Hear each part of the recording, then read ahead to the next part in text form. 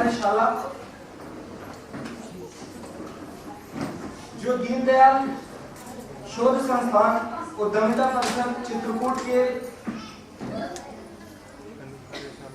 Campus में आयोजित की जा रही है, उससे संबंधित बहुत सारी बातें हम सब ने अभी चर्चा के बीच में उन सारी बातों पर बहुत सारी बातें हम लोग के सामने आई और इन 2 दिवसों में हम क्या क्या करेंगे वो सारी बातें और अभी आपस में बात करके स्पष्ट करेंगे। लेकिन सबसे पहले जो हमारी आर्यावर्त की जैसी परंपरा है, हम कोई भी कार्य प्रारंभ करते हैं उसमें अपने ईश को याद करते हैं और अपने कार्य को उस परमपिता परमेश्वर को समर्पित करते हैं। और इसी कड़ी में मैं सबसे प्रथम सभी माननीय अतिथियों से निवेदन करूंगा कि वे कृपया मां सरस्वती की प्रतिमा के समक्ष दीप प्रज्वलन करें और हमें यह कार्यक्रम प्रारंभ करने की अनुमति प्रदान करें।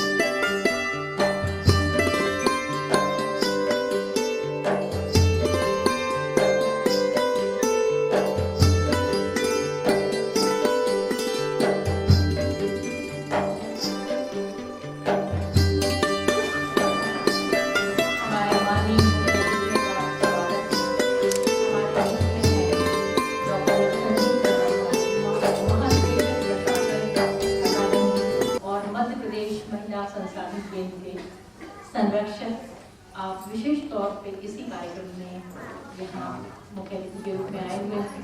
हमारे बीच में है श्री देवेंद्र टेनेका जो कि प्रमुख सचिव आर्थिक सांख्यिकी हैं और राज्य योजना मंडल के सचिव सदस्य हैं।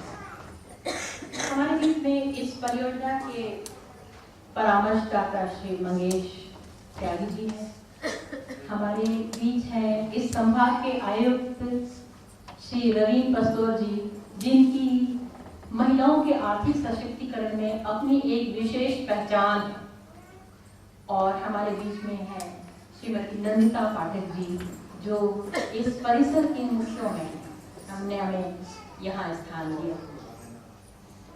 आज बड़ा गौरव हो रहा है आप सबको यहाँ पाकर और साथ ही हमारे माननीय अतिथियों को यहाँ पाकर। आप सभी जानते हैं कि विकास की प्रक्रिया का मुख्य आधार है महिलाओं का सशक्तिकरण। अभी इस पर आपसे बात हो रही थी। इसका शंखनाद तो 73वें संविधान संशोधन से भी हो गया। हमें अवसर मिला है, संविधान में व्यवस्था ने अवसर दिया है, परंतु कहीं कहीं लगता है कि अभी भी हमको विभेदों का सामना करना पड़ता है। इसी लक्ष्य को ध्यान में रखते हुए राज्य सुदृढ़ीकरण परियोजना एवं मानव विकास परियोजना के अंतर्गत मध्य प्रदेश महिला संसाधन केंद्र प्रशासन अकादमी और राज्य योजना मंडल के संयुक्त तत्वाधान में ये 2 दिवसीय कार्यशाला आयोजित की गई है। इसका लक्ष्य है महिला सशक्तिकरण के क्षेत्रों को चिन्हित करके निर्णय में महिलाओं की भागीदारी को बढ़ावा देना, महिलाओं की समस्याओं को सुनकर, उनसे, आप लोगों से बात कर, हम आपस में अपने अनुभवों के आधार पर उनका समाधान करने का प्रयास करेंगे। सशक्तिकरण से केवल आर्थिक ही नहीं, सामाजिक भी है। और सबसे बड़ी बात तो यह है, हमने कार्यक्रम, योजनाएं और नीति बनाई है, परंतु कैसे उनका प्रभावी क्रियान्वयन हो और इसके लिए हमें किस तरह से सामंजस्य समन्वय करना है, ये हमारे 2 दिन उद्देश्य होंगे। मैं माननीय श्री रवीन कस्तौर जी, आयुक्त युवा संभाग से निवेदन करूंगी कि वे संभाग की ओर से स्वागत करेंगे और अपना मूल अवधारणा उद्बोधन।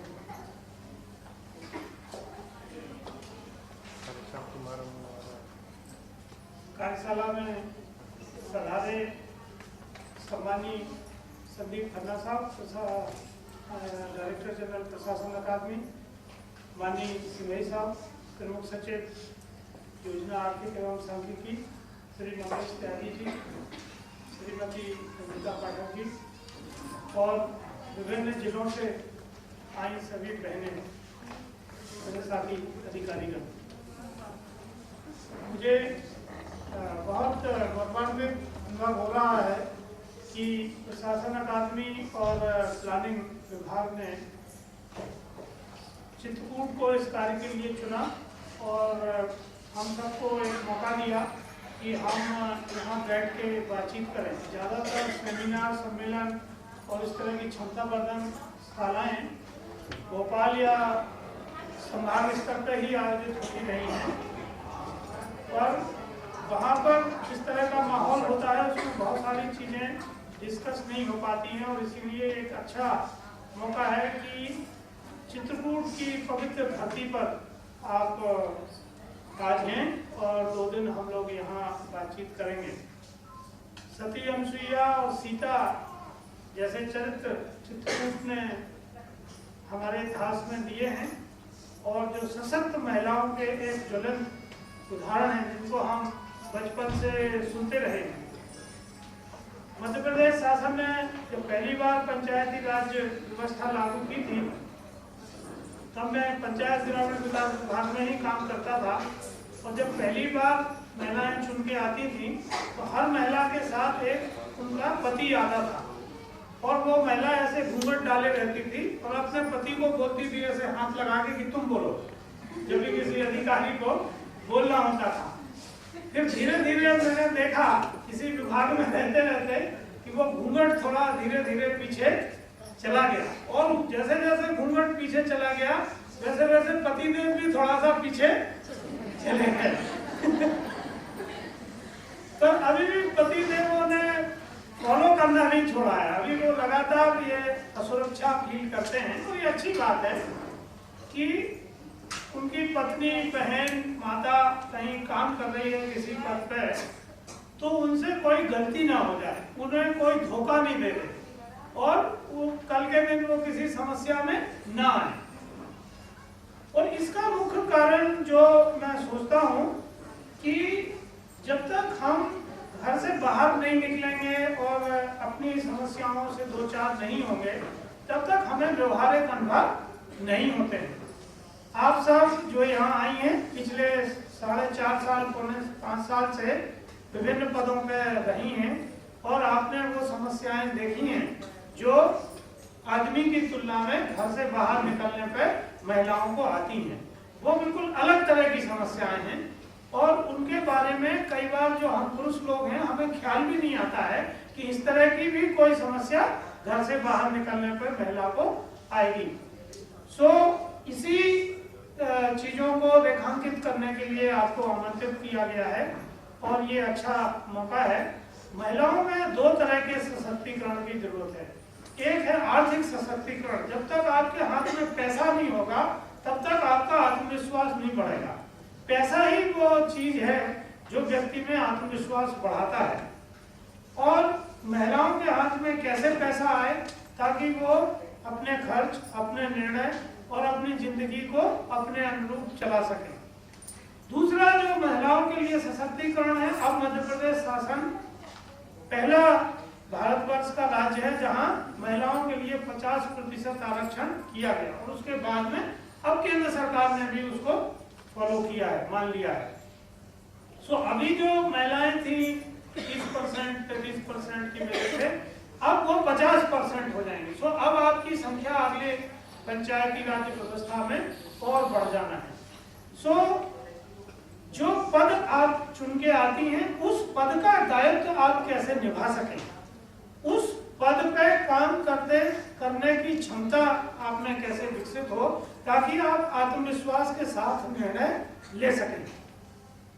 इन दो उद्देश्यों को लेके ये कार्यशाला का आयोजन है और मैं आप सबका जो विभिन्न जिलों से आई हैं रीवा संभाग की ओर से हार्दिक स्वागत करता हूं।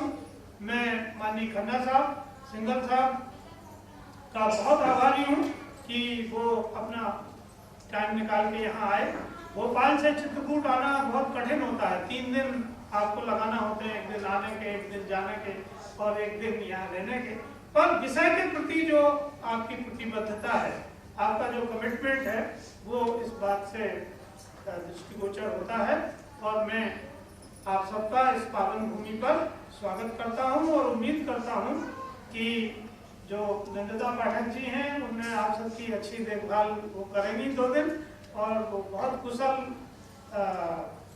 संयोजक हैं, इस तरह के आयोजन को हमेशा करती रहती हैं। तो अगर किसी तरह की कोई गलती हो, कोई तकलीफ आपको हो तो वो हमारे हिस्से में रहेगी और मैं चाहूँगा कि आप 2 दिन हंसी खुशी से यहाँ बिताएं और खुल के बातचीत करें। मैं प्रशासन अकादमी का और विभाग प्लानिंग विभाग का पुनः बहुत बहुत आभारी हूँ। धन्यवाद।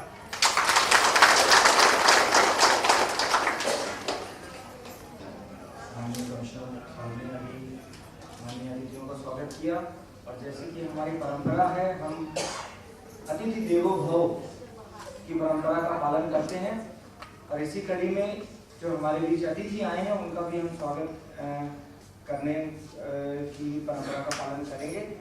और इसलिए मैं इस कार्यक्रम के लिए मैं माननीय आशीष कुमार जी, मुख्य कार्यपालन अधिकारी जिला पंचायत सतना को आमंत्रित करता हूं। तो कृपया माननीय अतिथियों का स्वागत करें और सर्वप्रथम मैं आमंत्रित करता हूं सर को, श्री खन्ना सर का स्वागत माल्यार्पण के माध्यम से करें।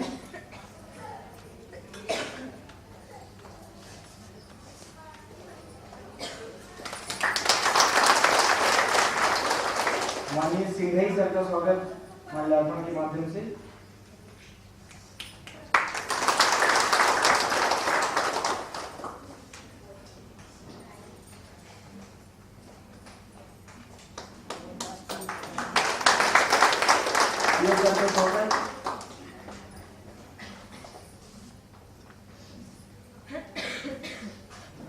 माननीय कमिश्नर सर का स्वागत और नंदिता दीदी का स्वागत। इस कार्यक्रम के संयोजन का जिनका प्रमुख निर्देशन है मैडम डॉक्टर प्रतिभा राजगोपाल जी, मैं उनका भी निवेदन करूंगा सर से कि उनका भी स्वागत पुष्पहार से करें। और हमारे बीच यूएनडीपी से मैडम नायर हैं, मैं उनके लिए भी निवेदन करूंगा कि उनका भी स्वागत करें।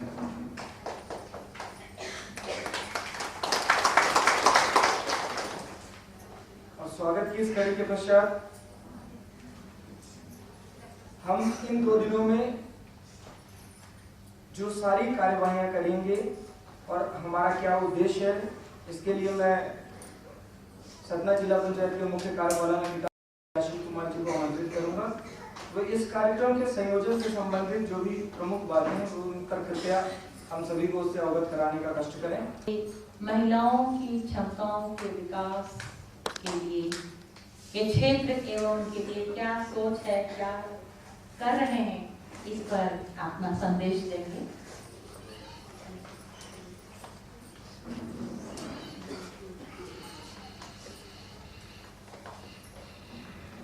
आदरणीय खन्ना साहब, महानिदेशक प्रशासन अकादमी, कमिश्नर रीवा संभाग साहब, त्यागी जी, पाठक जो 5 जिले हैं SSPHD प्रोग्राम के अंतर्गत जिलों से पधारी विभिन्न त्रिस्तरीय पंचायत की प्रतिनिधि, उपस्थित महिलाएं, उपस्थित आमंत्रित अतिथिगण, मुझे बड़ी खुशी है कि बहुत शॉर्ट नोटिस पे और पंचायत के प्रतिनिधि इस कार्यशाला में इतनी अच्छी संख्या में उपस्थित हुए हैं। रास्ते में मैं खन्ना साहब से भी बात कर रहा था और मैं सोच रहा था कि शायद देर से सूचना जाने के कारण अगर हर जिले में 10-12 महिलाएं भी आ जाएंगी तो बहुत अच्छी कार्यशाला होगी। लेकिन जब मुझे पता लगा कि हाँ लगभग 150 से 200 महिला प्रतिनिधि इस कार्यशाला में भाग ले रही हैं तो मुझे एक सुखद आश्चर्य हुआ। और इतनी बड़ी संख्या में जो उपस्थिति यहाँ आप लोगों की है वह इस बात का प्रमाण है कि इस प्रकार के जो कार्यक्रम होते हैं जिनमें इस प्रकार की चर्चा होती है कि किस प्रकार से विभिन्न शासकीय कार्यक्रमों के माध्यम से महिलाओं को संगठित किया जाए, महिलाओं को एक्टिव किया जाए और उनकी भागीदारी डिसीजन मेकिंग में बढ़ाई जाए, तो इससे बहुत स्पष्ट होता है। एक 2 दशक पहले 3 दशक पहले जब हमने सर्विस शुरू की थी तब ना ही कोई बहुत बड़े प्रोग्राम थे। 80-81 में सर्विस में मैं आया जब यहाँ प्रदेश में, तो उस समय कार्यक्रम शुरू हो रहे थे रूरल डेवलपमेंट के। एक कुछ जिलों में IRDP, कुछ जिलों में NREP प्रोग्राम शुरू हुआ था। लेकिन 30 साल में ग्रामीण क्षेत्र में इतना कार्यक्रमों का विस्तार हुआ है कि केंद्र शासन की ओर से, राज्य शासन की ओर से बहुत सारी योजनाएं आई हैं और इन योजनाओं में बहुत बड़ी मात्रा में राशि प्राप्त होती है। सबसे बड़ी जिम्मेवारी जो त्रिस्तरीय पंचायती राज व्यवस्था है उसकी ये है कि इस राशि को किस ढंग से, किस तरीके से खर्च किया जाए ताकि जिन लोगों के लिए है राशि आती है उनके पास पहुंच सके, उन्हें उसका लाभ प्राप्त हो सके और इस राशि का वास्तव में जो इम्पैक्ट बनना चाहिए, जो उसका परिणाम निकलना चाहिए, जो शासन की कल्पना है इस राशि को पहुंचाने की, वह उनकी जो कामना मंशा है वो पूरी हो सके। तो ऐसी परिस्थितियों में महिलाओं के जो प्रतिनिधि हैं पंचायतों में उनकी बहुत बड़ी जिम्मेवारी है कि जो पैसे प्राप्त हो रहे हैं विभिन्न स्तरों से, केंद्र शासन से, राज्य शासन से, उसका सही ढंग से उपयोग सुनिश्चित किया जाए। जिनके लिए वह राशि बनी है, जिनके लिए वह राशि मिल रही है, उनको उसका लाभ प्राप्त हो सके। हमारे जो कॉन्स्टिट्यूशन अमेंडमेंट हुआ था पंचायती राज व्यवस्था को सुदृढ़ करने के लिए भारत शासन ने जब किया था, वो आई थिंक 1991 या 1992 में हुआ है। तो उसके बाद राज्य शासन ने भी अपने पंचायती राज एक्ट को और अपने दूसरे कार्यक्रमों में महिलाओं की भागीदारी सुनिश्चित करने की एक अच्छी व्यवस्था लागू की और उसके पश्चात पंचायतों में भी 50% स्थान जो है महिलाओं के लिए आरक्षित किए गए, जिसके फलस्वरूप बहुत बड़ी संख्या में महिलाएं उनके विभिन्न पंचायतों में आई हैं और सरपंच और उप सरपंच के पद पर भी ग्राम पंचायतों में कार्य कर रही हैं, जहां सीधे रूप से जो कार्यक्रम है उनके क्रियान्वयन का जिम्मेवारी उनके पास है। तो आवश्यकता इस बात की है कि शासन के जो विभिन्न कार्यक्रम ग्रामीण विकास के क्षेत्र में, हेल्थ स्वास्थ्य के क्षेत्र में, शिक्षा के क्षेत्र में महिला एवं बाल विकास विभाग के अंतर्गत, समाज कल्याण विभाग के अंतर्गत जो कार्यक्रम लागू हैं, जिनके लिए राशि प्राप्त हो रही है, उसको ठीक प्रकार से खर्च किया जाए, जिसको मिलना चाहिए उसको पहुंचे, और जो हमारी आवश्यकताएं हैं गांव की, उनको हम ठीक प्रकार से आइडेंटिफाई करके उनके प्राथमिकता के आधार पर उनका निर्धारण करें और उनके क्रियान्वयन जो है जैसे जैसे राशि प्राप्त होती है उसी प्रकार से करें, ताकि जो हमारा ग्रामीण क्षेत्र में रहने वाली जनसंख्या है, परिवार है, उनकी आर्थिक स्थिति में सुधार हो, उनका जीवन स्तर में सुधार हो, उनका स्टैंडर्ड ऑफ लिविंग इम्प्रूव हो, और बच्चे जो अभी पहले पढ़ नहीं पाते थे उनका अच्छा शिक्षा हो, उनका सभी प्रकार से जो है डेवलपमेंट हो, यही शासन की मंशा है। और जो क्रियान्वयन में जो सबसे बड़ी चिंता रहती है, यदि आप लोग एक्टिवली, अगर आप लोग जो है जो भी कार्यक्रम क्रियान्वित होते हैं उनमें अगर आप लोग सक्रिय रूप से अपनी भूमिका अदा करें, तो मुझे कोई संदेह नहीं है कि निश्चित रूप से ही जो है ये परिणाम जो है बहुत सुखद होंगे, बहुत अच्छे होंगे, और वास्तव में जो गांव में रहने वाले लोग हैं उन्हें उसका फायदा होगा। जब 10-15 साल पहले कभी कभी रिक्रूटमेंट की बात होती थी, तो रिक्रूटमेंट में भी जो महिला कर्मचारी रहते हैं, अक्सर ये देखा गया कि जो पुरुष कर्मचारी हैं उनका आउटपुट उतना अच्छा नहीं रहता है जितना कि महिलाओं का रहता है। तो निश्चित रूप से महिलाओं का जो कार्य है उसको अच्छी तरीके से उनके द्वारा किया जाता है, इसीलिए उसको अप्रिशिएट भी किया जाता है, और अधिक से अधिक शासन का प्रयास रहा है। इसीलिए शासकीय सेवाओं में भी निरंतर जो है वृद्धि, उनके जो पार्टिसिपेशन है उनके लिए स्थान निर्धारित किए गए। विभिन्न विभागों में उनकी जो भागीदारी थी वो बढ़ाई जा रही है, और निश्चित रूप से ये महिला सशक्तिकरण की दिशा में एक बहुत बड़ा कदम होगा। मैं समझता हूँ कि 2 दिन की कार्यशाला में आप लोग यहाँ भाग लेने आए हैं, और इस कार्यशाला में शासन की विभिन्न योजनाओं के बारे में चर्चा होगी। बहुत से तो आप लोग जानते ही होंगे, जो पंचायतों में जो काम करते हैं वो सभी योजनाओं के बारे में प्रत्यक्ष रूप से उनको क्रियान्वित करते हैं, तो उन्हें जानकारी होगी।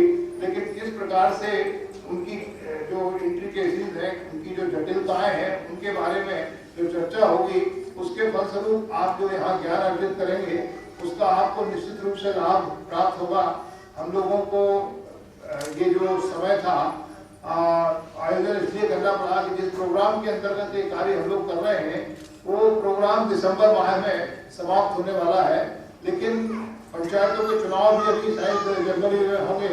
बहुत सारे लोग आप लोग चुन के आएंगे, लेकिन किसी न किसी रूप से जो भी आप यहाँ ज्ञान प्राप्त करेंगे, जो जानकारी प्राप्त करेंगे, वह निश्चित रूप से लाभदायक होगी, और आप उसका जो है फायदा विभिन्न कार्यक्रमों में जो क्रियान्वयन में करेंगे उससे गांव के लोगों को निश्चित रूप से लाभ प्राप्त होगा, और वो अच्छा उनका जीवन स्तर होगा, और उन्हें वास्तव में जो है उसका परिणाम अच्छा मिलेगा। मैं और अधिक समय देना चाहता हूँ। मैं समझता हूँ कार्यशाला में आप लोग एक्टिवली पार्टिसिपेट करेंगे और इस कार्यशाला को निश्चित रूप से सफल बनाएंगे। धन्यवाद।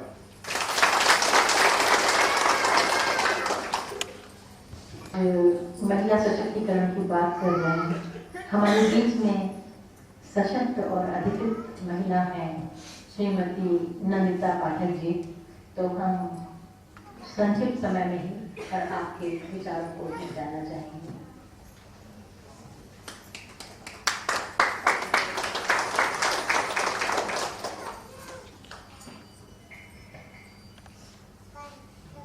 आज के इस कार्यशाला में मंचासीन सभी अतिथियों का दीनदयाल शोध संस्थान परिवार उद्यमिता विद्यापीठ हार्दिक स्वागत करता है, अभिनंदन करता है एवं वंदन करता है।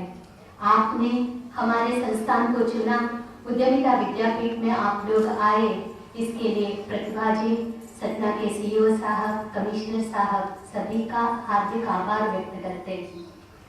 एवं इस सभागार में उपस्थित सभी मातृशक्ति बहनों का हार्दिक स्वागत करते हैं, अभिनंदन करते हैं एवं वंदन करते हैं। आप सब लोगों का मन 75% यहाँ होगा, 25% अपने घर पे होगा, क्योंकि महिलाओं का काम चाहे जितना अपन आगे बढ़ जाए पर अपने घर को अपन छोड़ नहीं सकते। ऐसे ही अभी कमिश्नर साहब ने आप लोगों को बोला, घूंघट जैसे जैसे उठता गया, पति से थोड़े से अपन भी अपने काम में आगे बढ़ते गए, पर काम में आगे बढ़ने के कारण अपने पति से, अपने घर से, अपने परिवार से, अपनी गोरू बकरी से अपन दूर नहीं हो पाते हैं, और दूर होने से अपना परिवार फिर मजा नहीं आएगा रहने में, वह समाज भी अच्छा नहीं रहेगा। इसीलिए आप लोगों के लिए, हम लोगों के लिए यह कार्यशाला आयोजित करते हैं। घर के काम के साथ साथ समाज में अपने को इज्जत मिले, चाहे आप सरपंच हो सकते हैं, अध्यक्ष हो सकते हैं, मंत्री हो सकते हैं या पंचायत के सदस्य हो सकते हैं, ये अधिक भार अपने को मिल रहा है।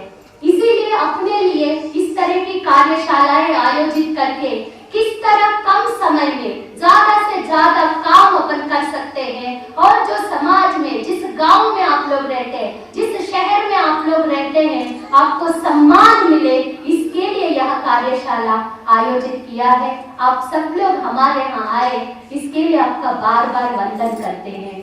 उद्यमिता विद्यापीठ बहुत छोटा सा प्रांगण है, पर आप लोग आए, जो कुछ हम लोगों के पास है उतनी व्यवस्था आप लोगों के लिए करने का हम लोग कोशिश करेंगे। जो भी कमियां होगी, कमिश्नर साहब ने कहा उनको होगा, ऐसा नहीं, आपको जो तकलीफ होगी तुरंत हमारे भैया लोग जो आपके साथ लगे हैं उनको बता दीजिए, हम लोग कोशिश करेंगे उन तकलीफों को दूर करेंगे, क्योंकि तकलीफों में रहकर कुछ सीख नहीं सकते। जब मन अच्छा होता है, दिमाग अच्छा होता है, शरीर अच्छा होता है, तभी अपन कुछ सीख सकते हैं। अपन यहाँ पर सीखने के लिए आए हैं, जो हमारे पास उपलब्ध संसाधन है आपके लिए ही है। मान्यवर नाना जी कहते हैं, ये संस्थान जरूर नाना जी ने खड़ा किया, नानाजी देशमुख जी ने, पर यह संस्थान समाज का है, आपका है, अपना है। आप अपना ऐसे ही समझिए कि नाना जी के घर में आए हैं, नाना के घर में प्यार मिलता है, वह प्यार आपको मिले, आपके मार्गदर्शक बंधुओं से आपको मार्गदर्शन मिले, अपने अपने समाज का अच्छा नाम कमाए। प्रभु कामना जिसे इतने हम लोग मनाते हैं। आप सबका बार बार वंदन करते हुए मैं अपनी बात को समाप्त करती हूँ। धन्यवाद मुक्ता जी, आपने जो बात कही, हमको आपका परिसर अपना घर ही लगने लगा। हम आपके आभारी हैं, आपने हमें सुविधाएं दी हैं। मैं अब निवेदन करूंगी डॉक्टर संदीप खन्ना का, जो कि एक मूक संवेदनशील भारतीय प्रशासनिक सेवा के वरिष्ठ अधिकारी हैं, महिला सशक्तिकरण। आदरणीय मंच और उपस्थित सभी माताओं को सर्वप्रथम मैं सभी आयोजकों को बधाई देना चाहता हूँ। बड़ा अच्छा आयोजन किया है आपने, और आप सबको भी बधाई देना चाहता हूँ कि आप दूर दूर से अपने समय निकाल कर त्योहार और शादियों का सीजन आने वाला है, उससे सब मुक्ति पाकर यहाँ आए हैं और इस कार्यक्रम में शरीक हो रहे हैं। मुझे पूरी आशा है कि आप लोग खुलकर चर्चा करेंगे और आपसे जो सुझाव और जो मार्गदर्शन हम लोगों को मिलेगा, हम लोग प्रशासन एकेडमी में जरूर हैं, लेकिन हम बेसिकली आप सबसे सीखना चाहते हैं। आप लोग जनप्रतिनिधि हैं, आप लोग निर्वाचित प्रतिनिधि हैं, आप लोग अपने अपने समाज में, अपने अपने गांव में, अपने अपने कार्यक्षेत्र में पहल करके आगे आए हैं और सफलता से आगे आए हैं, इसीलिए निर्वाचित हुए। तो इसलिए हम ये मान के चलते हैं कि आपको विशेष ज्ञान है, आपने अद्भुत हुनर है, हर प्रकार से आपको शक्ति प्राप्त है, तभी आप इतना आगे आ पाए। अब आपके दो फर्ज होते हैं, एक तो हमें बताएं कि कैसे आपने सफलता हासिल की है और कैसे और आगे आप भी बढ़ सकते हैं, और आपके अनुभव से सीखकर हम और लोगों को पढ़ा सकते हैं और लोगों को जानकारी दे सकते हैं और लोगों को भी मार्गदर्शन दे सकते हैं कि ये सफल लोग हैं, ये इस प्रकार से ईमानदारी से, कर्तव्य निष्ठा से अपने अपने बाल परिवार सबका ख्याल रखते हुए भी समाज के क्षेत्र में, राजनीति के क्षेत्र में आगे बढ़ रहे हैं। और दूसरा ये है कि जो लोग अभी आप जो लोग आए हैं, प्रतिनिधिगण प्रत्येक जिले से आए हैं, 5 जिलों से, बहुत थोड़ी संख्या में आए हैं। बहुत से लोग अभी हैं जो बाकी रह गए हैं, सबको बुलाना संभव ही नहीं है हमारे लिए, लेकिन आप वापस जाकर जरूर उनको ये संदेश देंगे कि इस प्रकार से कार्य आगे करना है और इस प्रकार से आगे बढ़ सकते हैं। समाज को, अपने परिवारों को, अपने सहपाठियों को, सबको आगे कैसे ले जा सकते हैं। 2 दिन में हमारे सभी वक्ता ये प्रयास करेंगे कि आपको नवीनतम जानकारी दें, आपको नवीनतम तकनीकों से अवगत कराएं और जो सक्सेस स्टोरीज हैं अन्य क्षेत्रों में, उससे आपको अवगत कराएं। तो मुझे पूरी आशा है आप जिस रुचि से यहाँ आए हैं उसी रुचि से कार्रवाई में भाग लेंगे और आपको, हमको, सबको इससे बहुत ज्ञान वर्धन होगा और अपने अपने काम करने में बहुत मदद मिलेगी। एक बार फिर मैं सभी का आभार व्यक्त करता हूँ और स्वागत करता हूँ आज आप सबका, और आशा करता हूँ कि सभी चर्चा बहुत सफल होगी। धन्यवाद। धन्यवाद माननीय महानिदेशक महोदय, और इस कार्यक्रम के मार्गदर्शन के लिए भी हम आपके आभारी हैं। अब मैं निवेदन करूंगी, इस परियोजना जिसके अंतर्गत ये कार्यक्रम हो रहा है उसके कंसल्टेंट श्री मंगेश त्यागी जी धन्यवाद ज्ञापित करेंगे।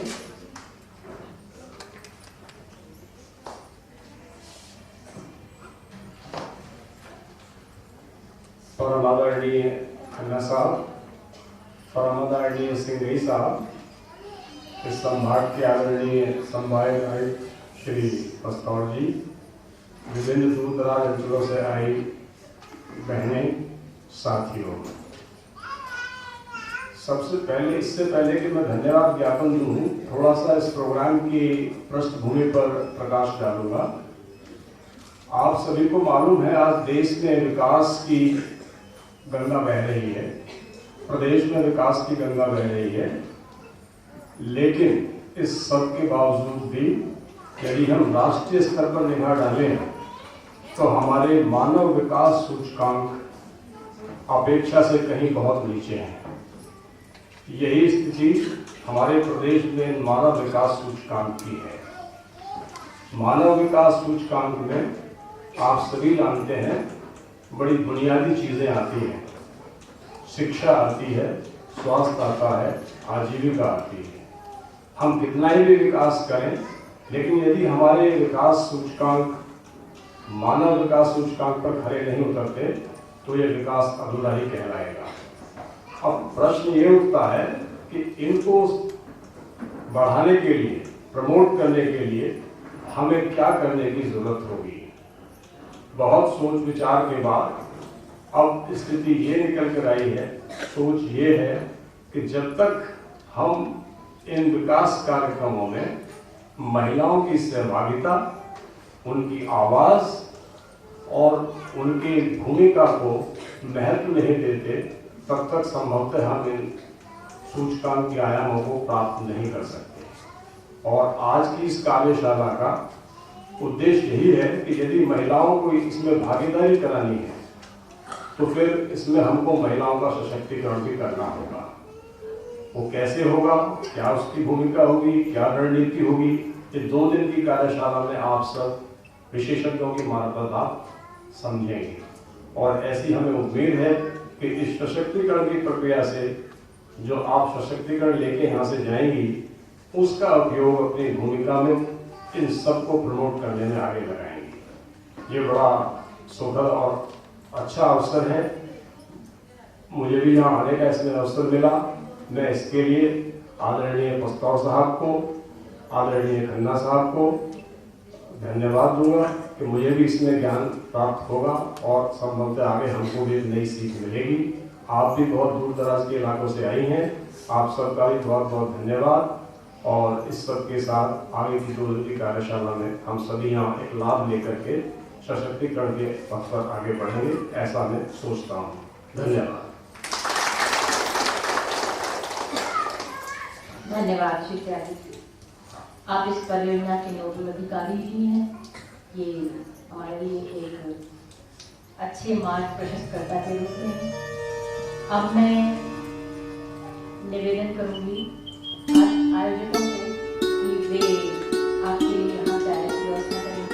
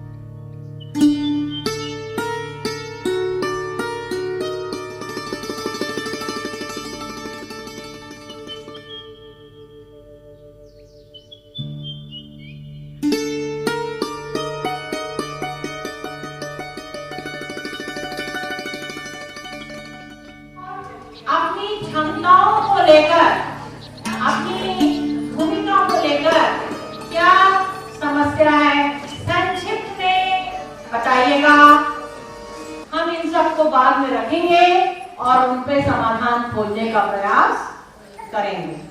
और यदि इसी बीच किसी ने कोई समस्या कही, उसका कोई निदान किसी के पास हो या उनने उस दिशा में कोई अच्छा सफल कार्य किया हो, तो वो भी उसकी जानकारी दे सकते हैं। हाँ बताएं आप। हमने तो बहुत बोला, बड़े बड़े अतिथिगण भी हमारे बोलकर चले गए। अब आपकी बारी।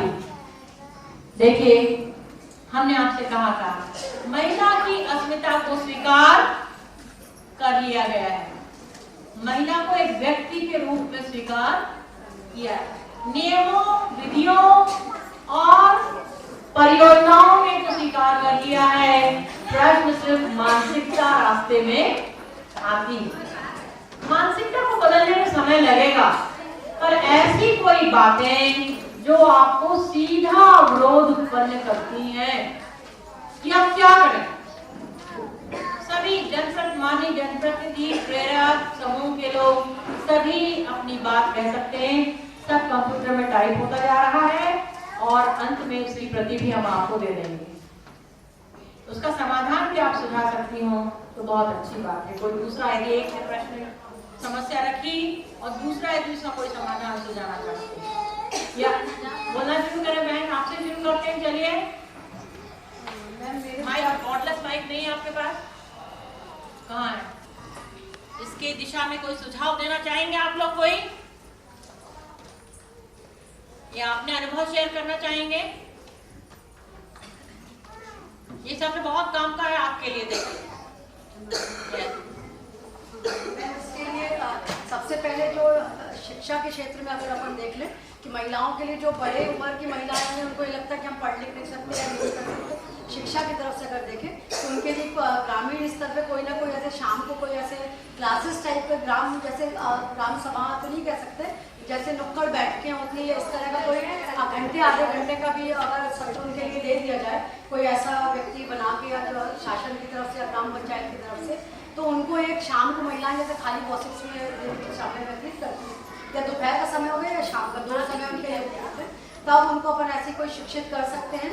और दूसरी बात, इकोनॉमिकल होने के लिए जैसे अभी सोसाइटी समूह तो काम कर ही रहे, लेकिन उसके अलावा उनके लिए छोटी छोटी चीज़ें, जैसे अभी हम लोगों ने सैनिटेशन में हम लोगों ने सैनिटरी नैपकिन बनाना निभा, मध्य प्रदेश का पहला ऐसा जगह है जहाँ सैनिटरी नैपकिन का निर्माण हमने शुरू किया है। तो ऐसे करके और छोटे छोटे जैसे मानिए दोपहर का खाली समय उनका होता है, तो अचार बड़ी पापड़ बना के उनके लिए एक हाट बाजार की व्यवस्था शासन की तरफ से उठा, जहाँ पे जाकर उसको बेच भी सके, उनका खाली समय का सदुपयोग भी हो सके। देखिए, आपने सुझाव बहुत अच्छे दिए। ये सुझाव, ये इसके लिए आपको किसी की तरफ देखने की आवश्यकता नहीं है। आप अपनी पंचायत इकाई के माध्यम से ही इस संबंध में निर्णय ले सकती है। देखिए, जरूरी नहीं कि पापाचार बनाए, परंतु हमें आर्थिक असुरक्षा को दूर करना बहुत जरूरी है। सबसे बड़ा आधार होता है आर्थिक सुरक्षा। हमारी बेटी को अगर कोई तकलीफ होती है ससुराल में, तो हम उसको क्यों कहते हैं जैसा हो वैसे निभो? क्यों कहते हैं ऐसा?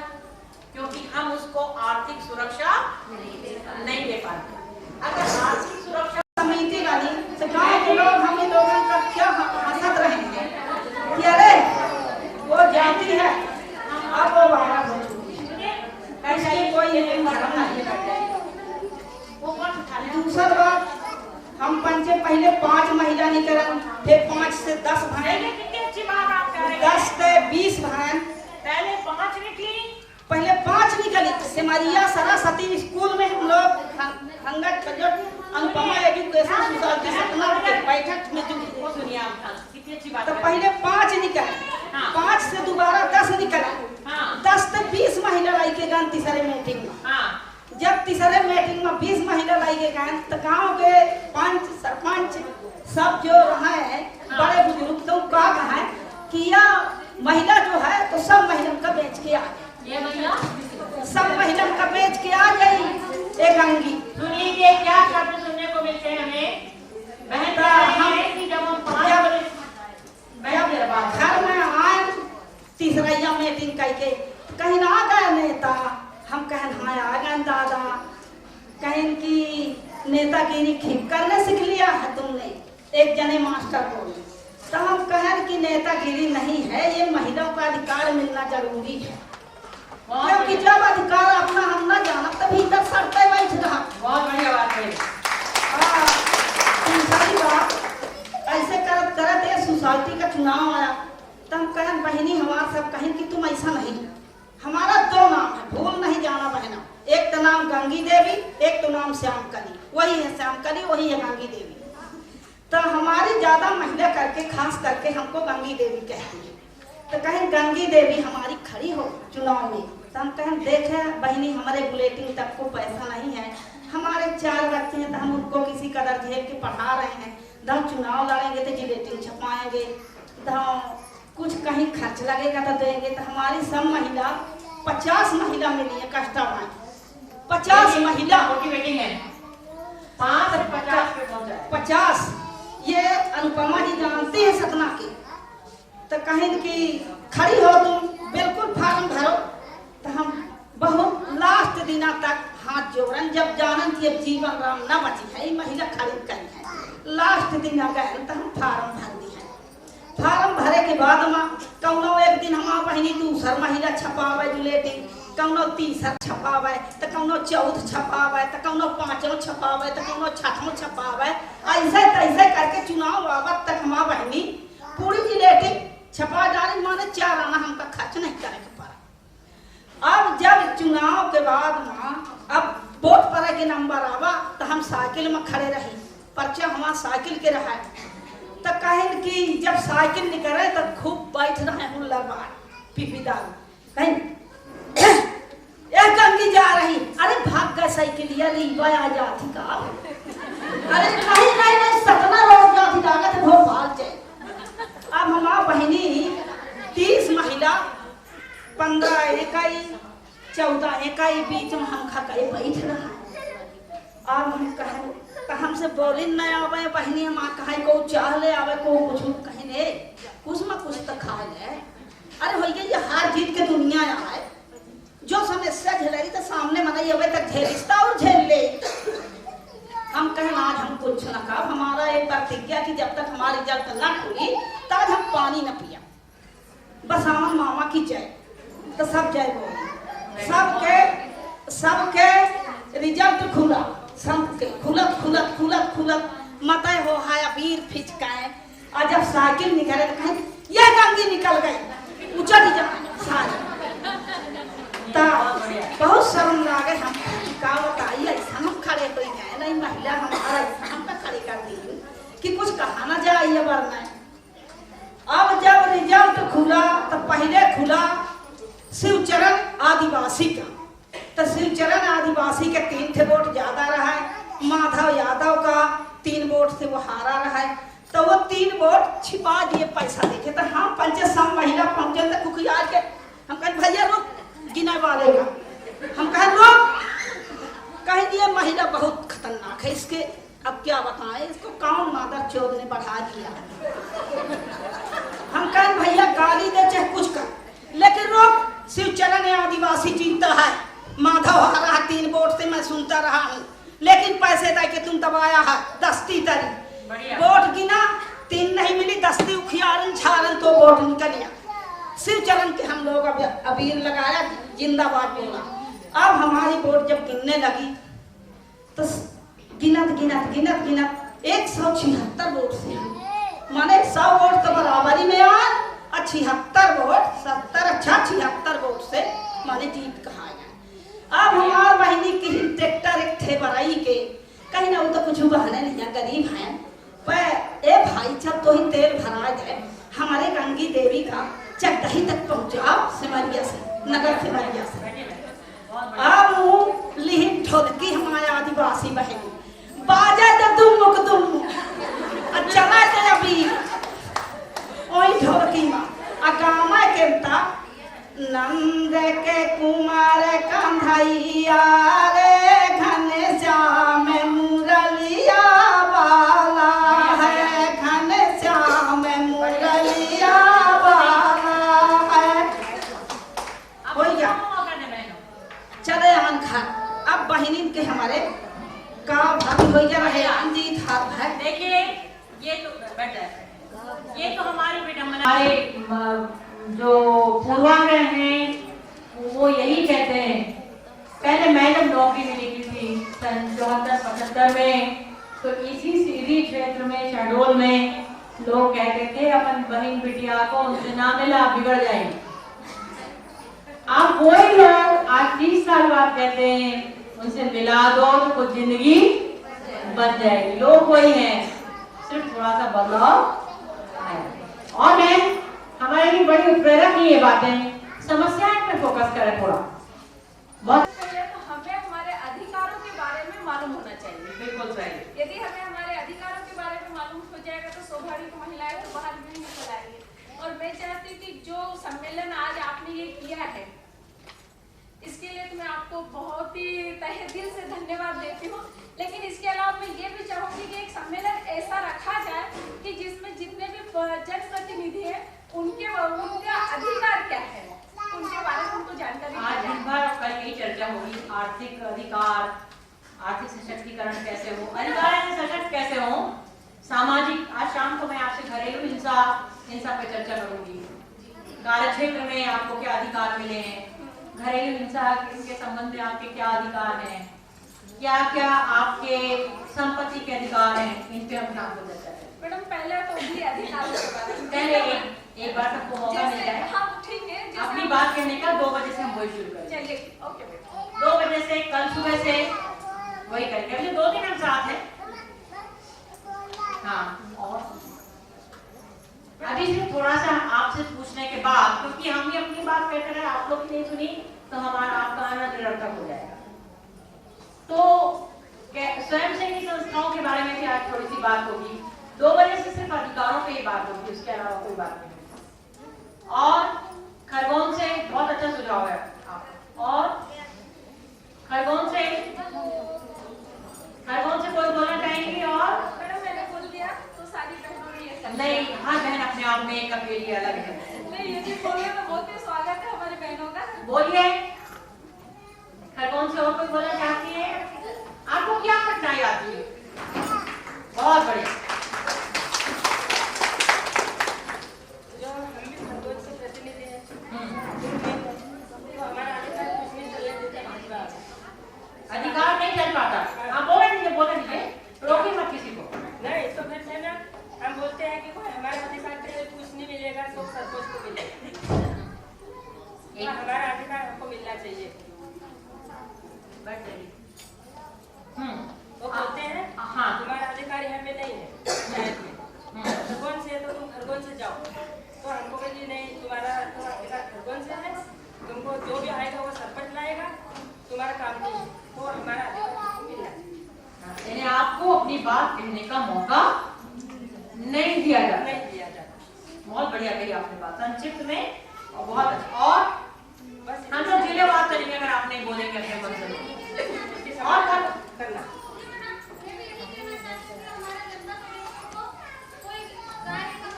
नाम और पद बताएं मैडम, तो अच्छा लगेगा और अपना जिला जनपद सदस्य आप? अच्छा। और आपको कोई अधिकारों की जानकारी नहीं दी जाती है। अभी हमने इसीलिए सीओ साहब को बुलाया है, आप अपने प्रश्न उनके सामने भी रखिएगा। और हमने आपको जो कुछ किताबें दी हैं उनमें भी बहुत कुछ, देखिए सब बातें तो यहाँ हो नहीं सकती है, उसमें भी अधिकारों की जानकारी है। और बहुत बढ़िया प्रश्न है आपका। मैडम मैं निर्मला विजय अध्यक्ष पंचायत खंडा जिला मंडला से हूं। बच्चों को थोड़ा शांत रखिएगा। माइक दो ना, माइक माइक दो इनको, माइक।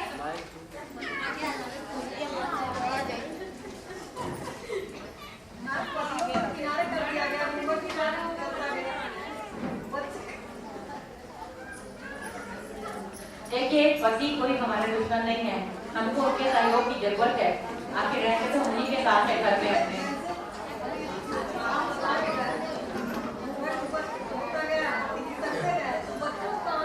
बहुत बढ़िया बात। देखिए हाँ, देखिए सुनिए बात करते हैं।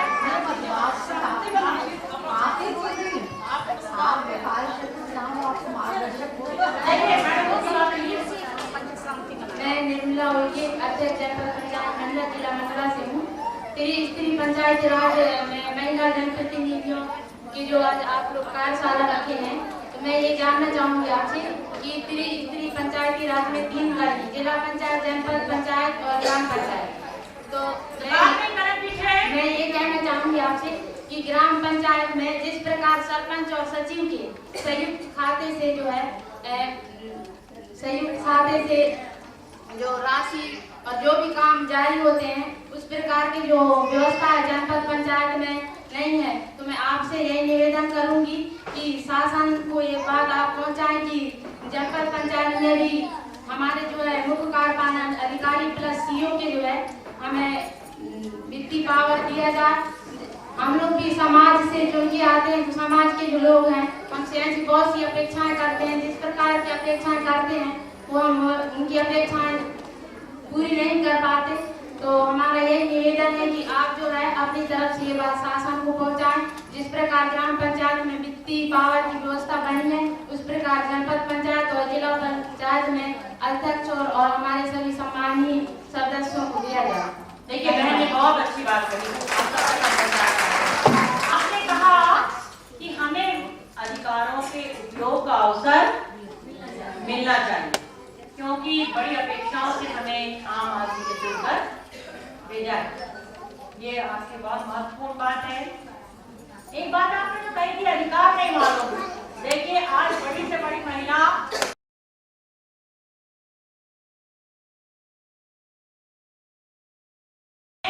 तो वो कहेंगी हमें नहीं मालूम हमारे अधिकार क्या है। इसके पीछे एक कारण है। पुरुषों के अधिकारों को और बाकी सबके अधिकारों को तो हमने बहुत गिना है, सुना है, पर महिलाओं के अधिकारों की कभी कोई सूची नहीं बनाई गई। कभी आपके आज हम यही शाम को चर्चा करेंगे कि आपके अधिकार क्या है और हर जगह आपको संरक्षण मिली है, परंतु हमें उसकी जानकारी का अभाव। और बोलो एक महिला अधिकारी को यहाँ पंचायत किया है माइक पहुँचा देगी। हाँ बोलिए मैडम। मैडम मैं ये कहना चाहती हूँ कि बालाघाट से हूँ, ग्राम पंचायत में पदों के लिए ये किया जाता है, तो उसमें सचिव या घर के जो सदस्य रहते हैं उनकी भागीदारी नहीं बनाए। घर के सदस्य सचिवों को सचिवों के घर के सदस्यों को या भाई भतीजों को या भाइयों को, यानी उनके रिश्तेदारों को पारिवारिक लोगों को बना लिया जाता है। देखिए हम जानते हैं कि वो हमारे बहुत विश्वास के होते हैं, परंतु सामने वाले का विश्वास तो उन पर नहीं होता है ना। आपको जो बनाने वाला है उसको विश्वास है, अध्यक्ष को विश्वास है, पर सामने वाले की भावनाओं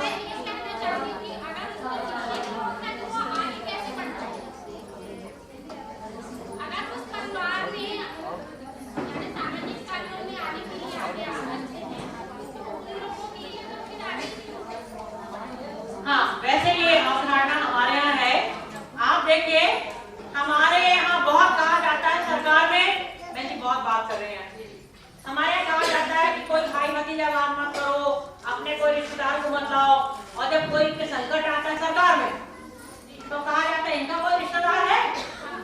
पहला प्रश्न पूछते हैं इनका कोई रिश्तेदार है, जबकि जो कॉर्पोरेट है, जो कंपनियां है, प्राइवेट सेक्टर है, उसमें कभी सीधी भर्ती वो नहीं करते। ज्यादा कर क्या करते हैं, किसी माध्यम से अगर एक लड़का वहां काम कर रहा है तो उसके पूछेंगे तुम्हारा कोई मित्र तुम्हारे विश्वास का हो तो हम उसको भर्ती करने को तैयार है, क्योंकि एक दूसरे के ट्रस्ट से ट्रस्ट बनता है। पर अभी हमारी मानसिकता इस तरह की नहीं हुई है कि हम इतनी सहजता से विश्वास है। इसे कार में कुछ पक्षपात भी करते हैं लोग, कुछ अपने लोगों को पद देने का पक्षपात भी होता है। इसे बहुत से कारण है, मनोवैज्ञानिक कारण इसके पीछे बहुत। और कोई बहन? हाँ यस, खड़ी हो जाइए आप तो। बिल्कुल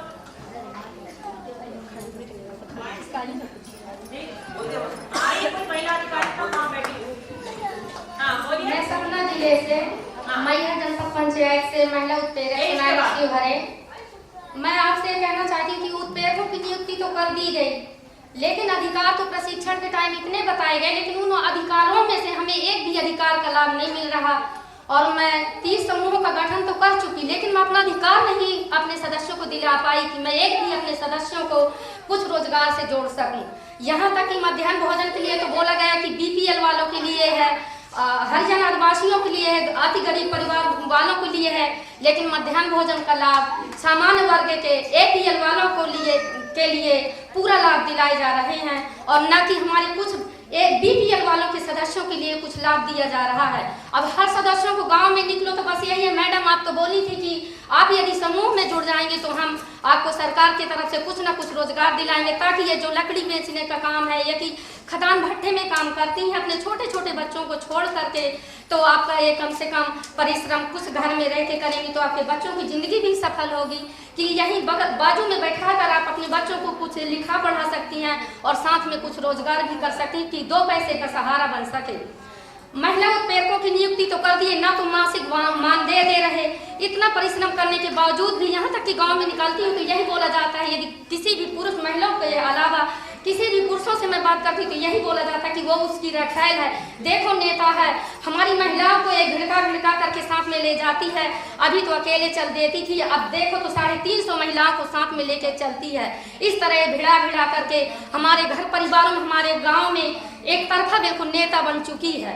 मैं यही आपसे निवेदन करती हूँ मैडम जी कि हमारे जो सदस्य हैं, चाहे वो एपीएल वाला हो या बीपीएल वाला हो, हमारे समूह के सदस्यों को रोजगार दिलाना आपका फर्ज है। और यही मैं विनती करती हूँ कि आप हमारे एपीएल वाले सदस्यों को कुछ रोजगार यदि दिलाएंगे तो मैं बहुत आपकी आभारी हूँ।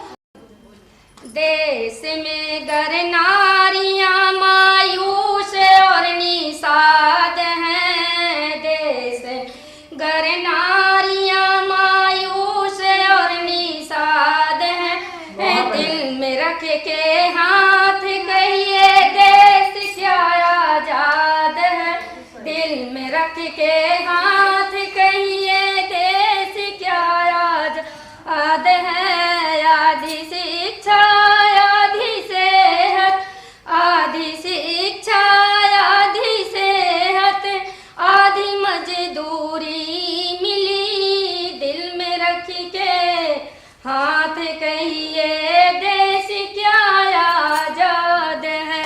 कम उम्र में शादी की गाड़ी में जोती गई, कम उम्र में शादी की गाड़ी में जोती गई, बेटियां माए बन बन के, बेटियां माए बन बन के जिंदगी ये ढोती गई, दिल में रख के हाथ कहीं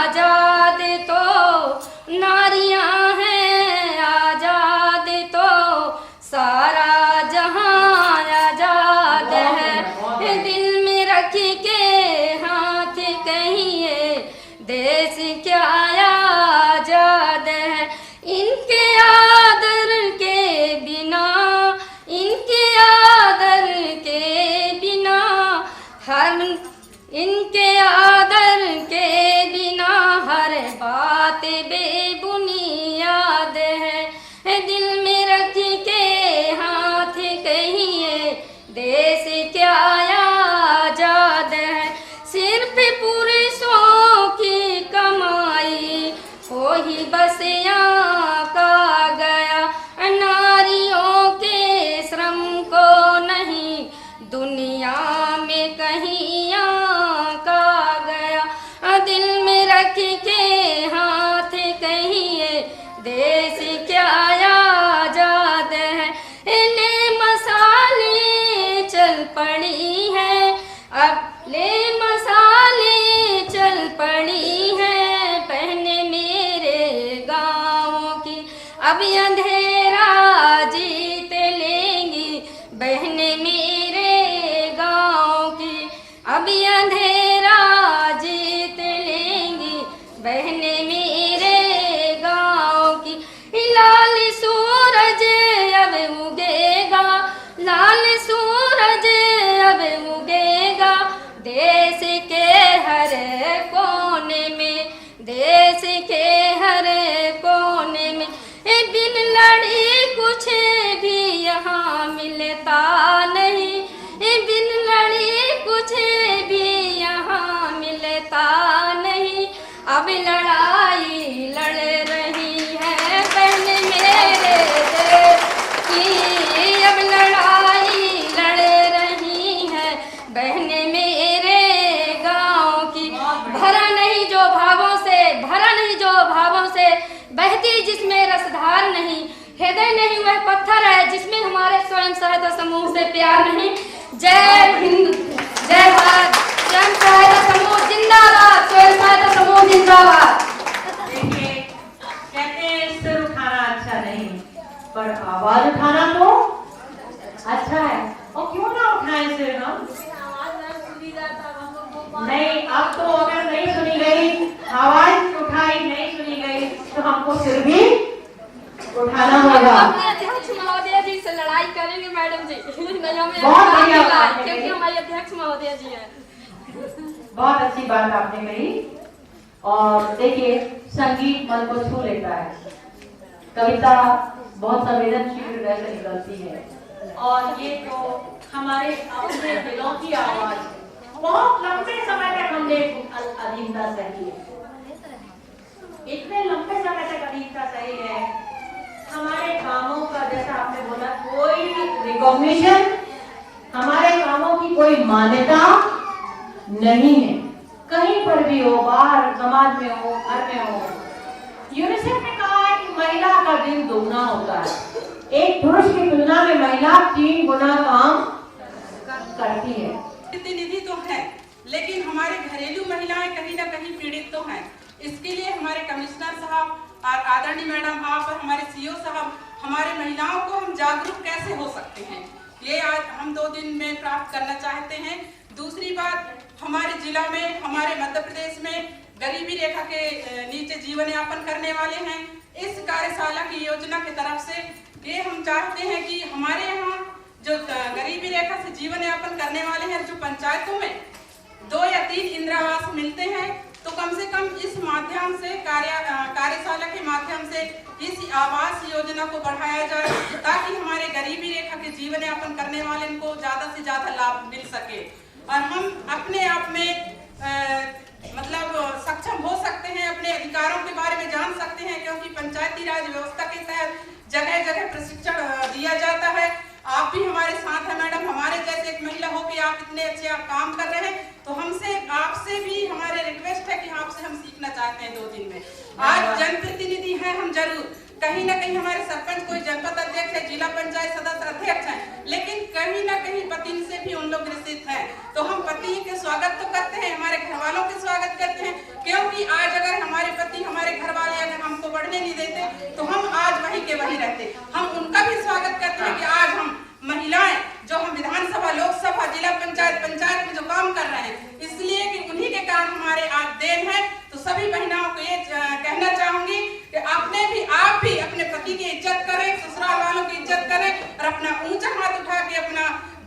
अच्छा जी सके। आज मैं भी एक NGO से जुड़ी हूँ, एक महिला जिला पंचायत सदस्य हूँ और समूह भी चला रही हूँ। और मेरे क्षेत्र में बहुत गरीबी है, मैं छत्तीसगढ़ जिला से जुड़ी हुई हूँ, लेकिन मेरे यहाँ की महिलाएं समूह चला के भी अच्छे से जिंदगी से जी रहे हैं। धन्यवाद। जय महिला संघ। देखिए, आपने एक बात बहुत अच्छी कही, हर बात से एक अच्छी बात निकलती है।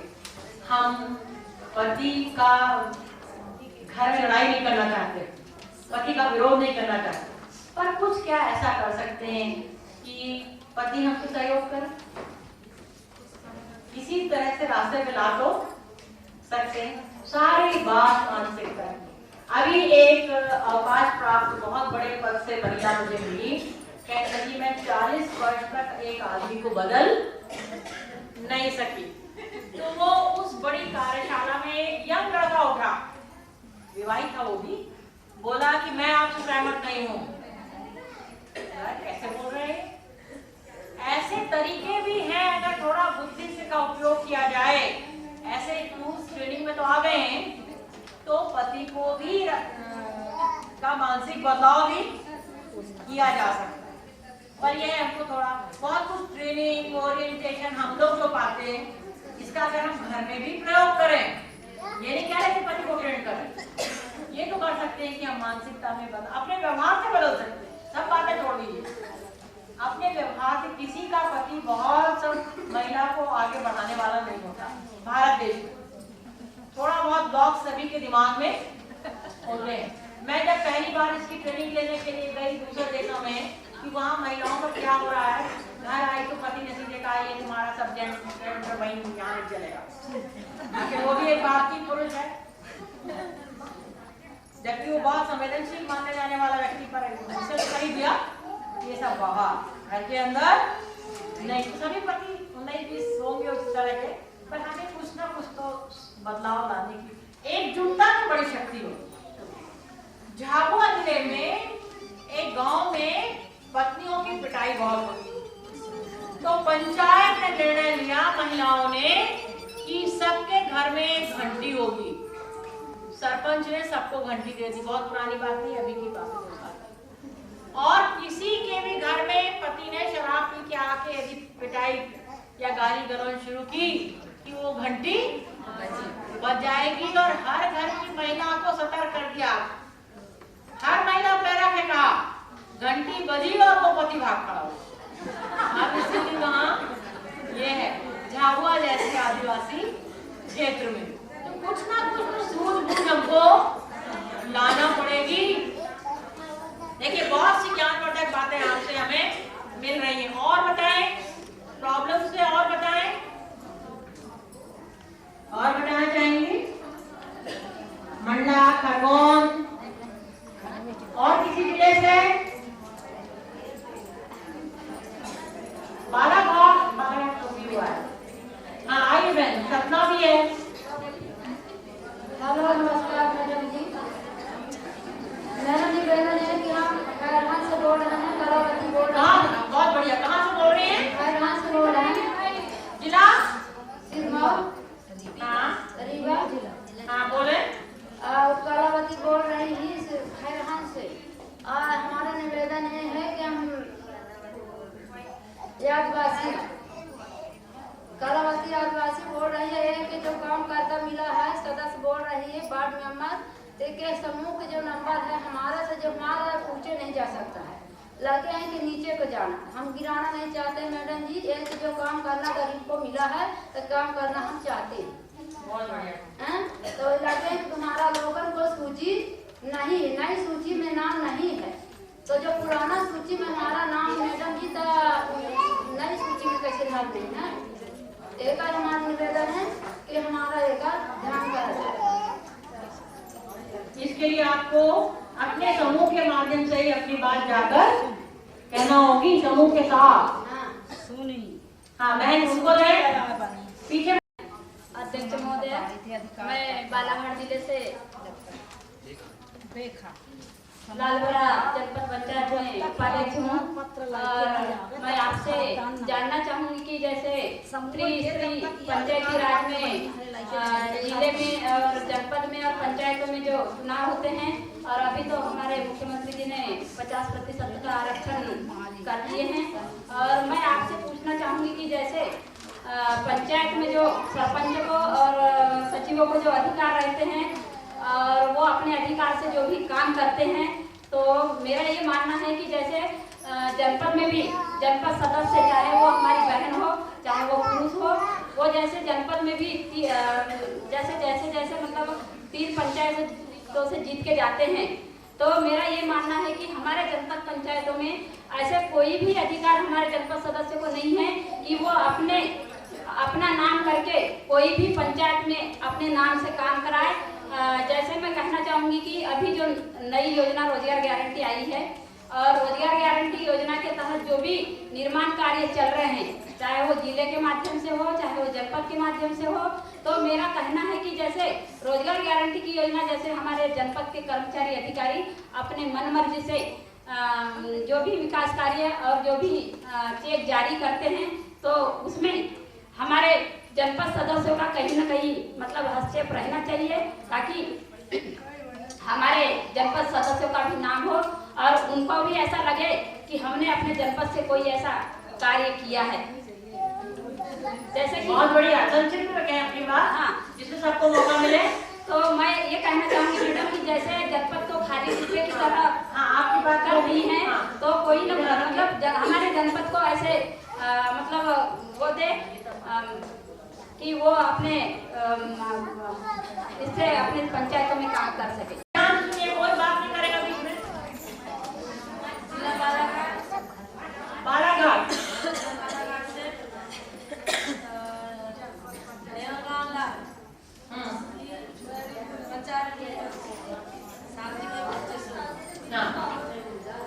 मैं पहले जनपद सदस्य थी और निर्माण समिति से सभापति थी जी, और वर्तमान में मुझे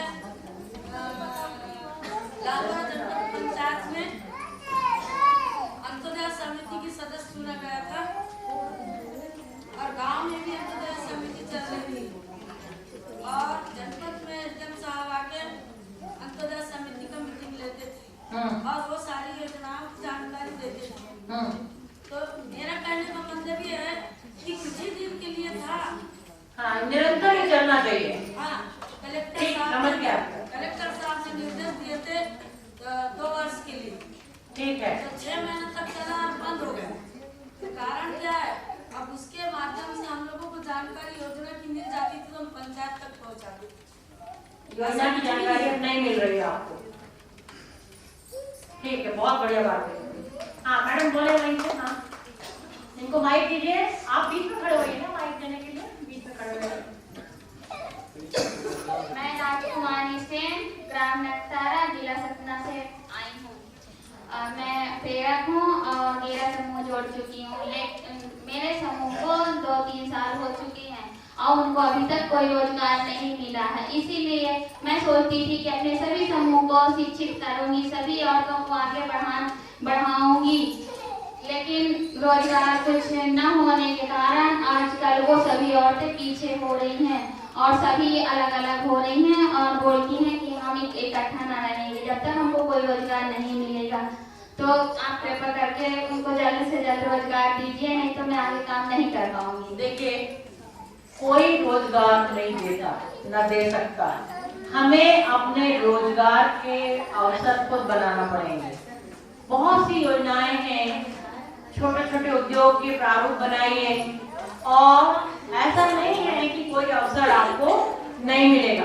आपका तो मैडम उद्यमिता क्षेत्रीय है, तो हमें खुद कोई हमें बुला के नहीं देगा कि आप ये रोजगार है करिए, हमें खुद अपने प्रोजेक्ट बनाना पड़ेंगे, अपनी जानकारी एकत्रित करना पड़ेगी, तब अवसर मिलेगा। मैडम आप इनको माइक दीजिए।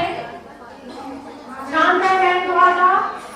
मैं जिला बालाघाट से ग्राम पंचायत परासपाली की सरपंच हूँ। मेरा नाम अलका चौधरी है।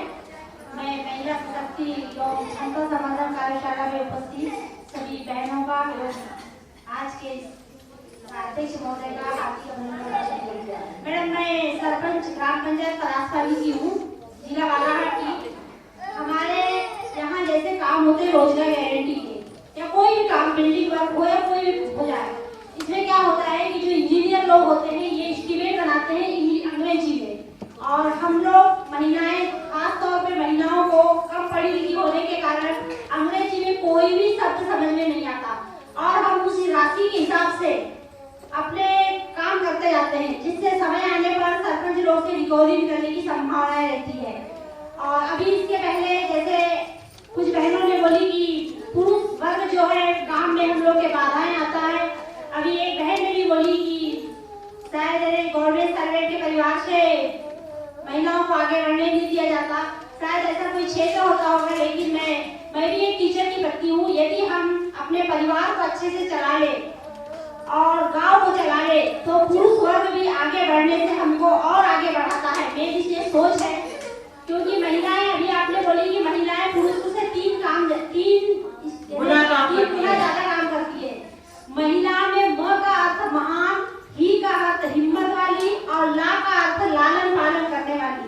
महिलाएं 3 गुना ज्यादा पुरुष से काम करती है, ये बात सही है, परंतु वही महिलाएं को चाहिए कि हम लोग जितने आगे बढ़े, पॉजिटिव सोच रखें, अपनी निगेटिव सोच न रखें।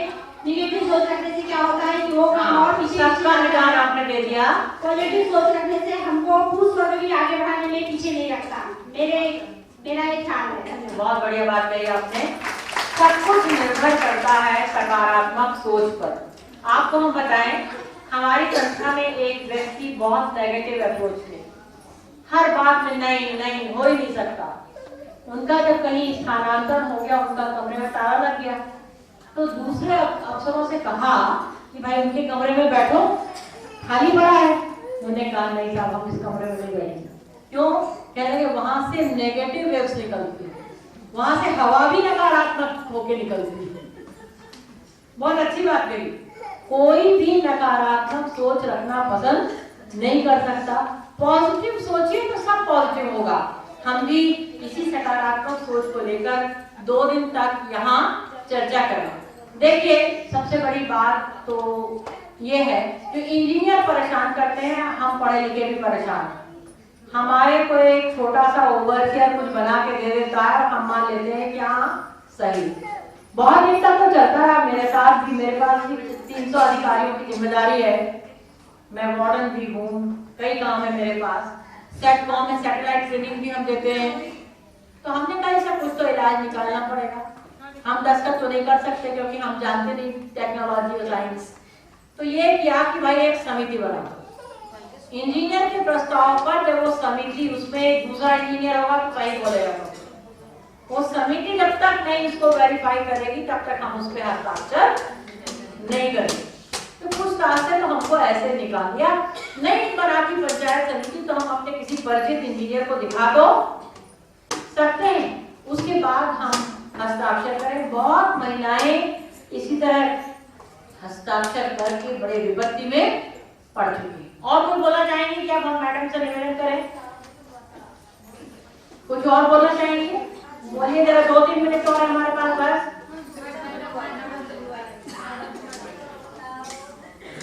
वो खड़ी हो गई, उसकी बात हो जाए।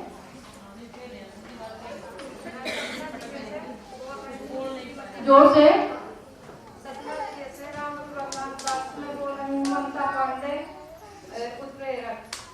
मैं पहले छोटे एक समूह जोड़ी थी, हल्की फुल्की, मैं गरीबी रेखा के नीचे अपन करने वाली थी। मेरे बच्चे को पढ़ने लिखने में बहुत होशियार था, पर मेरे पास पूंजी नहीं थी। बहुत संक्षिप्त में बोलिए।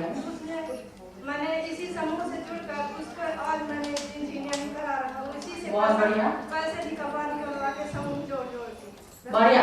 आप कुछ बोल रही हैं, बस अभी आखिरी हम 2 प्रश्न लेंगे जी।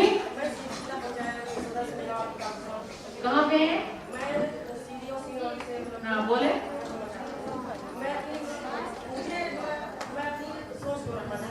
रखिए।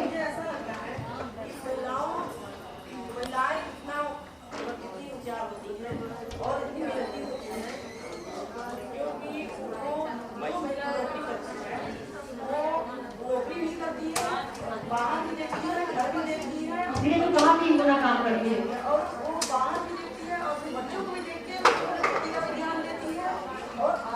बात नहीं करते, सिर्फ बाहरी काम करते हैं। आप बात करेंगे तो बात नहीं हो पाएगी। फिर भी महिलाएं पीछे हैं।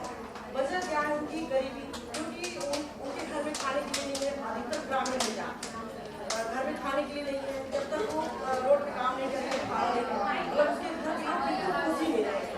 जब मौका मिलता ही नहीं है बाहर निकलने का, तो फिर इसी वजह से मतलब महिलाएं आगे नहीं आ पा रही हैं। तो उनको मतलब किस तरह से क्या उपाय किया जाए कि वो लोग। अभी हम 2 दिन चर्चा करेंगे तो आपकी बात करने के आप कुछ करेंगे मैम?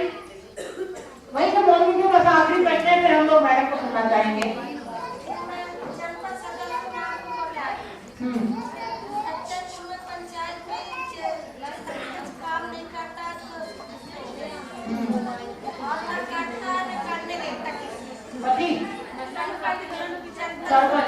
समझ ये प्रश्न की समस्या बहुत जगहों में है।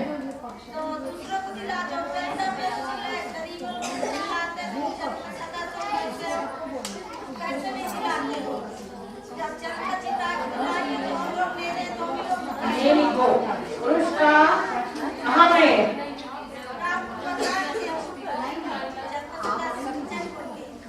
ठीक है, बैठिए। आप कुछ करेंगे? बस अब इसके बाद देखिए, हमको आगे बढ़ाने में जब कोई साथ नहीं देता तब हमारी स्वयंसेवी संस्थाएं हमारा साथ देती हैं। आज मैं भोपाल में जितना भी काम प्रदेश के लिए करती हूँ, उसमें मेरे एक पद पर 195 स्वयंसेवी संस्था एनजीओ उपस्थित होते हैं और मेरी क्षमताओं को बढ़ाते हैं।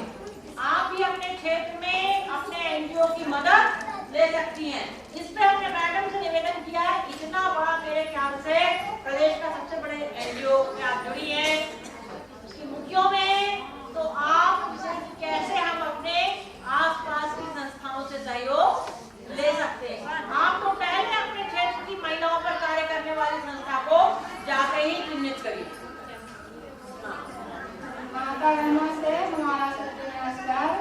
इस चित्र नाम के ब्राह्मण धरती पर से मैं रीवन से आई हूँ।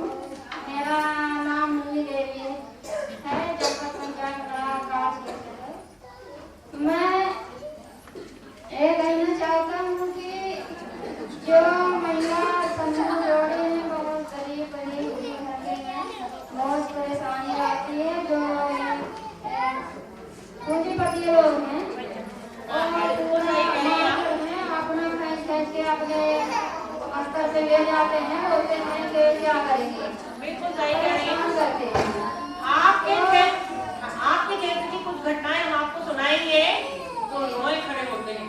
रोए कब खड़े होते हैं? जब हम बहुत रोमांचित